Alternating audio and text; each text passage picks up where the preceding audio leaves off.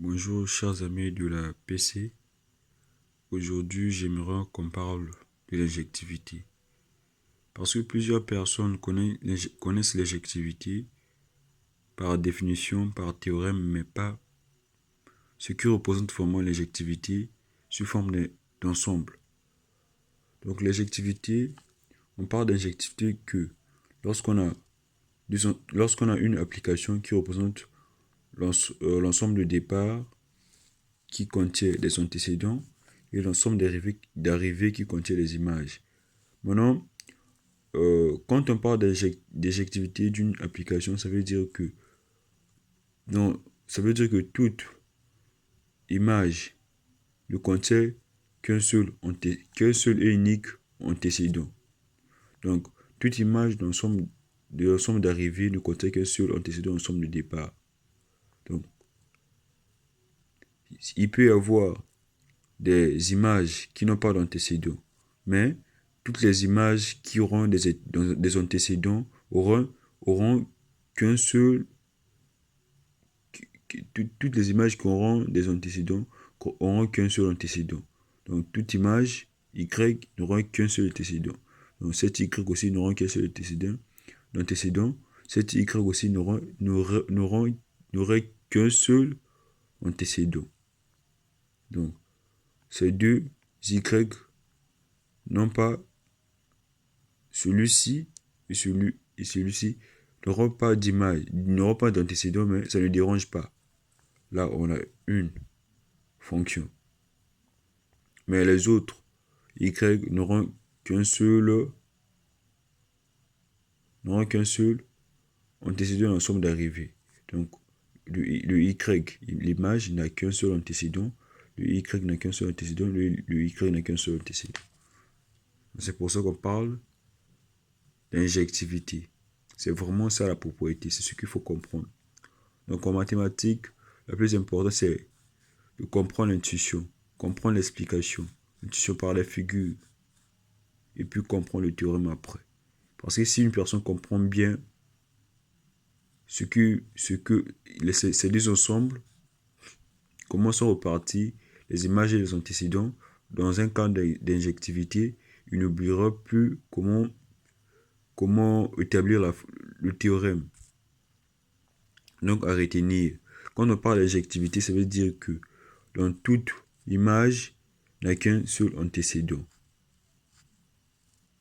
C'est pour ça qu'on dit que f de x est injective si pour toutes x1 et x2 appartenant à l'ensemble de départ, on a f de x1 égale à f de x2, x1 égale à x2. Donc ça veut dire que si on a un antécédent, si on considère un antécédent qui a deux images, ça veut dire que si on considère une image qui a deux antécédents, ça veut dire que ces deux antécédents sont la même. Parce que Y ne peut qu'avoir pour deux antécédents le même antécédent. C'est simple ça. Donc on va essayer de démontrer ça, de démontrer qu'une fonction qu'on va prendre n'est pas injective. Prenons la fonction qui n'est pas injective, donc f définie dans R vers R, x, partant de x à x carré, donc on a f de x égale à x carré, qui ne sera pas injective. On va démontrer. On va maintenant démontrer.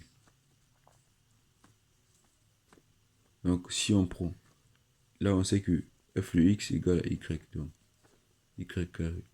Si on prend y égale à 2, je vais démontrer qu'on aurait deux antécédents, ce qui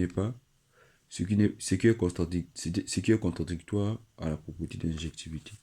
Donc si y égale à d, ceci entraîne 2 égale à x carré, ceci implique x égale à plus ou moins racine de 2. Or là on a 2x, donc on a x pour x qui est égal à moins racine de 2 et x égale à racine de 2. Donc ça veut dire que si on prend une image 2 de l'ensemble d'arrivée, on aurait 2 antécédents. Donc, ce qui est contradictoire. Maintenant, la courbe sera de cette forme-là. Ça, c'est la courbe d'une fonction carrée. C'est la courbe d'une fonction carrée. Donc, si on prend une image y ici, on aurait 2 antécédents. Y ici aura 2 antécédents.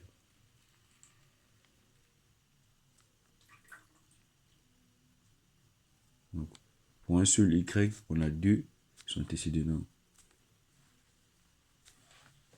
X. Donc, ce qui démontre que cette fonction n'est pas injective, ce qui respecte les 2 ensembles. Donc, ce qu'on avait dit précédemment sur les 2 ensembles. Maintenant, essayons de voir la définition. Soit f est une application du E vers f, f est injective. Si seulement si pour tout x1, x2 appartenant à l'ensemble d'arrivée et on a f de x1 égale à f de xd, x1 égale à x2. Exemple d'une application injective. Maintenant, là, on va démontrer l'injectivité d'une application. On a l'application f de R, l'ensemble des réels, ensemble des réels, on a x égale x moins 3, x plus 2. Démonstration. F est injective si c'est moi aussi pour tout x1, x2 appartenant à R, on a f de x1 égale à f de xd, x1 égale à xd. On a x1 moins 3, x plus 2, x2 moins 3, x2 plus 2. Donc là, on fait le produit externe, produit de moyen, on a ça, et on développe,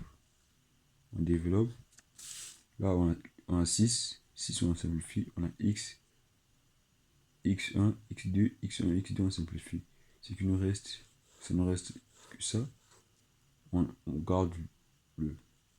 Donc le x1 en premier membre et le x2 en deuxième membre. Donc on renvoie le x1 ici, ça change de signe, ça change de membre, ça change de signe. Ça aussi, ça change de membre, ça change de signe. On aura 5 x1 égale à 5 xd, x1 égale à xd. Alors f de x est injective. Ce qu'il fallait démontrer. J'espère que tout le monde a compris. Donc je voulais juste éclaircir l'éjectivité d'une application ou fonction. Là, c'est ce que tout le monde connaît faire. Démontrer, c'est très facile. Maintenant, savoir comment sont placés les antécédents des images. Donc, les éléments des ensembles. Donc, à retenir. Donc, si une fonction injective, ça veut dire que pour toute image qu'on va prendre dans l'ensemble d'arrivée, il n'y aura qu'un seul antécédent dans l'ensemble de départ. J'espère que tout le monde a compris. À la prochaine.